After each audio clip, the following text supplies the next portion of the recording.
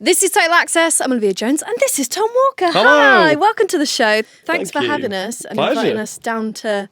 This lovely booth that we're in here. The glitz and the glamour of the recording industry. We were talking about, me and producer Henry were talking about planning this interview, and we were like, oh, what should we talk about? Should we ask him to tell stories? Should we give him themes to tell us stories about? And the first thing that came off the top of my head, I was like, let's get him to tell a story about heartbreak. Right? Oh, okay. And he was going through your Twitter at the time. Right. And there is something that's happened to you quite recently that was a heartbreaking moment. I dropped a pizza out when I got it out the oven the other night. It was so devastating. I'd just got home and I'd bought one pizza to treat myself because I'd had 2 days off and I was going to play a bit of Xbox and have some pizza. It was going to be mint. I was in the kitchen and it even burnt my arm. Look at the state of my arm. That's never worth it. The tomato sauce was so hot, look. It fell off the pizza and onto my arm and burned me, and then the pizza landed topping side up on the floor. There was no rescuing it. The 5-second rule did not apply. The kitchen floor was a state, and I was just looking at it I just had to pick the whole pizza up and put it in the bin. Oh no, it was heartbreaking, that's so sad. mate. It was devastating. My wife did that once where she dropped some food just after she cooked and she was in such bad mood. Right. That I was like, leave, I'll deal with it. She just left the room. She was like, I can't. She was if so it had angry. been my house, I would have left that pizza there in shame all night. But I've got flatmates and I knew they had work the next morning. I didn't want them to walk into a kitchen where it just looked like I'd had a fight with a pizza. So yeah, That's so sad. it was very upsetting. How did you recover? Did you order something? What So the very next day, this is even more devastating. Oh, the stop. heartbreak continues, mate. Right. So the next day, I bought the same pizza again. Yeah. And I was like, cool, I'm gonna have it for breakfast. The breakfast of the champions, right? Pizza. Okay. So I put the oven on, got the pizza ready, put some extra toppings on top, a bit of extra mozzarella. You know how we do. And then I went to put it in the oven, and the element that heats the oven had broken. So then I used to be a chef, so I was like, I can make this happen still. I'm not going to give up on this dream of this pizza. So I had to put a bit of oil in a frying pan, put the pizza in the frying pan. You did not fry a pizza. Right, I got it so the base was cooked underneath on a really low heat, which took 15 minutes. And then I fired up the grill, which was still working, and then I had to grill the rest of it. This whole ordeal took about an hour to cook a frozen pizza that should have taken about 15 minutes. But I got there in the end, and it was actually not too bad. It was all right. I was going to say, were you eating it it's not even that good. I managed to make a whole Instagram story out of it, so it was a worthwhile. Everything is content in this day and age. Oh, absolutely, yeah. We'll move on to some positive stuff. I was going to ask you about travelling. You've done a lot of travelling recently. In Moscow as well. Yes. What was that like? It was great. I mean, again, we were only there for a day. It's the funny thing with being a musician. It's oh, you've been there, have you? How was it? I was like, yeah, the hotel was all right, and the bar after the gig was cool, and the gig was all right. Did you go and see this? No. But yeah, it was sick, actually. I had a bit of time before the gig to walk around, and then the gig was so sick in Russia. It was amazing. We'd never been there, and we'd sold the venue out, and it was 1,000 cap, which isn't huge, but it was a sick venue, sick crowd, singing along every track on the album. It was mad. So cool. Were they shouting things out to you as well from the crowd? They had lots of signs that said things my album's called What a Time to Be Alive, and it was what a time to be in Russia. But somebody they kept holding up different signs, and while I was singing one of the songs, I nearly messed up the lyrics because I was reading these signs subconsciously in my head, and I was like, okay, I need to move to another side of the stage where there's not loads of signs popping up like it's some kind of reading seminar. Yeah, that's sweet. Did you try any vodka whilst you were there? I did not have any vodka, no, but I had some traditional Russian dumplings, which were delightful. What's in that? I think it was just meat. They look like normal dumplings, but a bit soggier, but they're really nice. And they had I don't know, this nice broth in them. Okay. Basically, I was at the airport and they had this amazing place where they baked fresh bread then and there, and had all this salad and Russian stuff. And I just went up and they didn't really speak much English, and I just pointed at things. Yeah. Ended up with this huge tray of food that was way too big for breakfast. Ate all of it and then went for a 6-hour sleep on the plane. It was great. Nice. It was great. Comatose myself for the flight. Amazing. Are you good with flying? Because you're doing. I am now. I used to hate flying. I used to hate landing. I was scared of landing. That was the only bit I didn't like. I hate all of it. Oh, it's loud when you land, though, isn't it? Well, it depends on the pilot. We've had one where one wheel hit off the ground and then he bailed out and took off again. And I was just like, oh no, that's not good. And then he came back in. It was so windy and the whole plane was just sketchy. And like I'd done a lot of flights by this point, so I was kind of just like, it will be fine.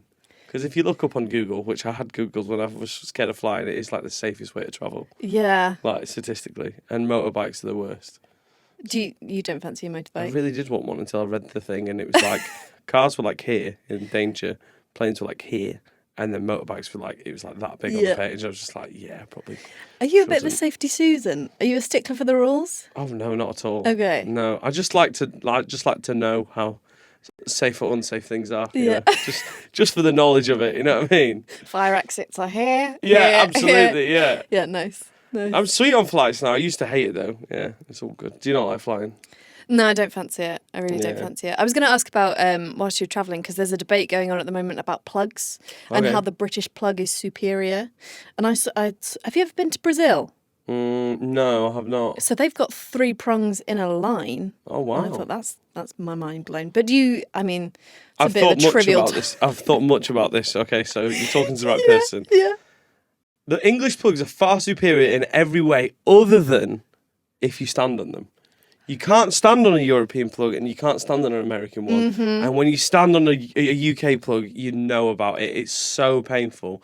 But they never break. Nah. Like the US ones are rubbish. Yeah. Like they fall out of the wall and you have to bend them and then put them back in. I'm like, that doesn't seem safe.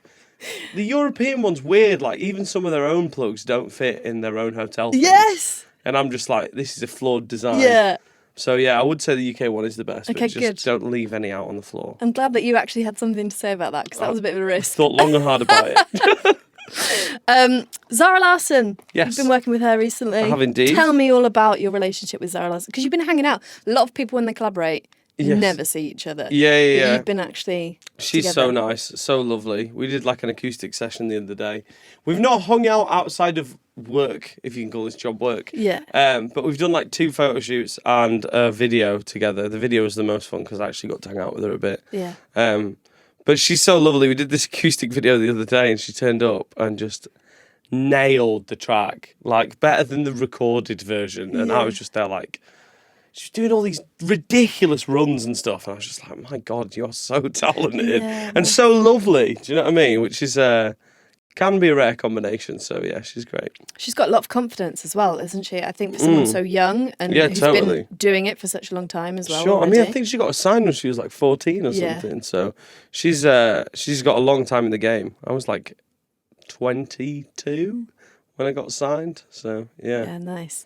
And am I right in thinking Dodie?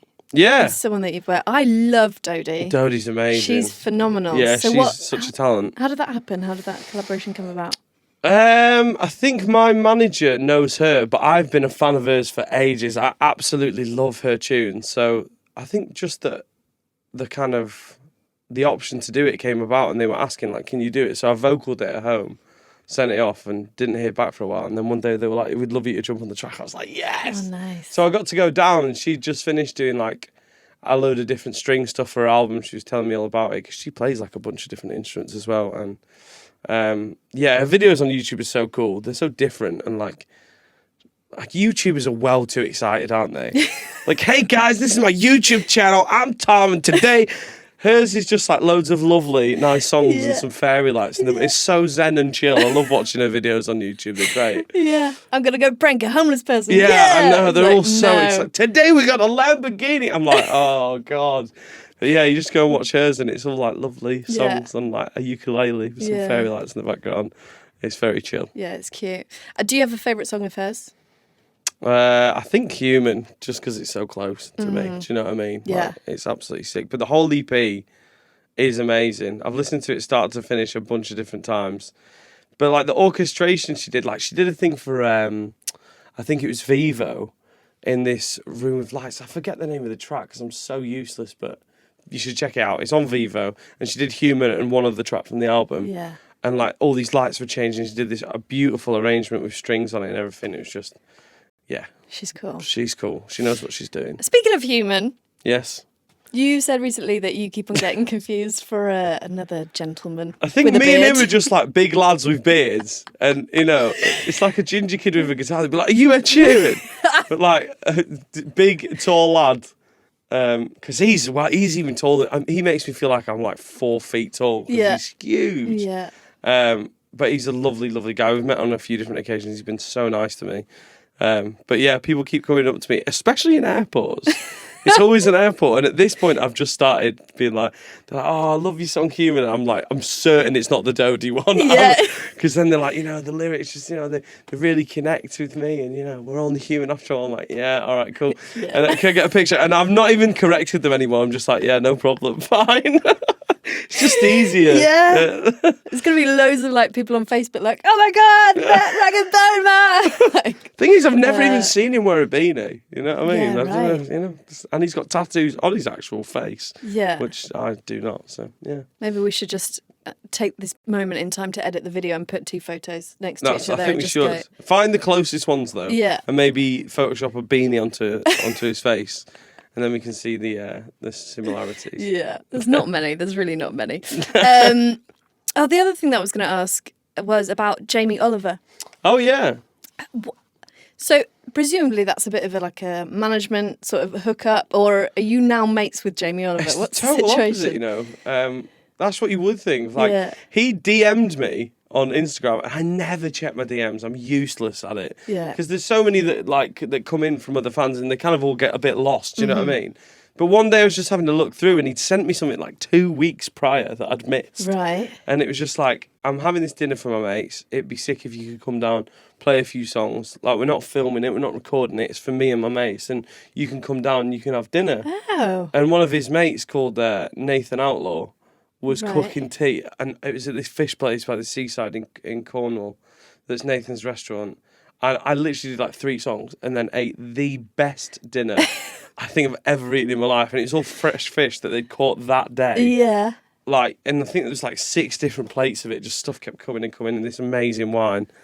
And afterwards we just stayed in touch, and he's just such a nice guy. So he asked me if I wanted to come down and do some content, because I used to be a chef, or a cook as my mother calls me. She's like, you were never good enough to be a chef, you were a cook. Nice. Thanks, Mum. So I went down to his, and we did a few different bits and bobs and just hung out all day at his place. His house is absolutely gorgeous. He's got a mobile pub down there. Yeah. A pub that actually can drive, that has a fireplace in it, and you can drive it about from place to place. So sick. That's it's got crazy. Barrels of all sorts, and we had loads of spicy chicken wings and cooked a bunch of different stuff. He taught me how to make tagliatelle properly. Oh my God, so good. And everything, it was they put the dish down out of the 4 or 5 things we cooked, and you'd have one bite, and they were like, cool, we need a reset for the next thing. And you're just watching somebody take away this spaghetti, just no. Yeah. What do you think he'd think about you frying a frozen pizza? Oh my God, I was kind of expecting him, because he watches my stories sometimes. I see it come up. I think he would stay clear of that. I think that's not Jamie's style. Buying a frozen restaurant pizza with some of the most questionable meat you've ever seen on top of it, and then frying it in a pan. Yeah. But desperate times, desperate measures. You know what I mean? The oven broke. I had no choice. That's right. You don't need to play with me. I know. It was really early in the morning as well, and I'd already had my heart set. Any other day, I would have just given up and ordered a pizza from a nice Italian place. But it was 10:30 a.m. and I was ready to get my pizza and play my Xbox. And nice. Desperate times.